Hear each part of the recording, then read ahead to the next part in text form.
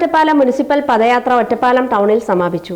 സംസ്ഥാന സർക്കാരിന്റെ തൊഴിലാളി ദ്രോഹ ജനവിരുദ്ധ നയങ്ങൾക്കെതിരെ BMSന്റെ നേതൃത്വത്തിൽ തൊഴിലാളി മുന്നേറ്റ ഒറ്റപ്പാലം മുനിസിപ്പൽ പദയാത്ര സംഘടിപ്പിച്ചു. സമാപന സമ്മേളനം ജില്ലാ വൈസ് പ്രസിഡന്റ് ഗിരീഷ് ഉദ്ഘാടനം നിർവഹിച്ചു.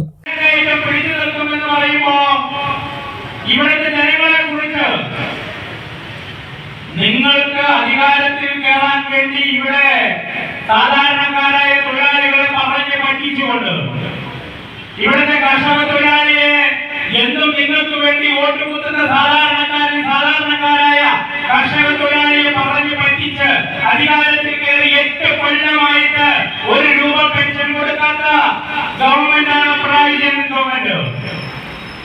ഇവിടെ അധ്യക്ഷൻ സൂചിപ്പിച്ചു, നിർമ്മാണ തൊഴിലാളി അവന്റെ ജീവിതത്തിന്റെ 3/4 ഭാഗവും അവൻ നടത്തിയ അധ്വാനത്തിന്റെ 1 ഭാഗം 50 രൂപ അക്ഷരായം അടച്ച് 60 വയസ്സാകുന്ന സമയത്ത് പെൻഷനാകുമോ ആ തൊഴിലാളിക്ക് കൊടുക്കുന്നത് വെറും 1600 രൂപയാണ്.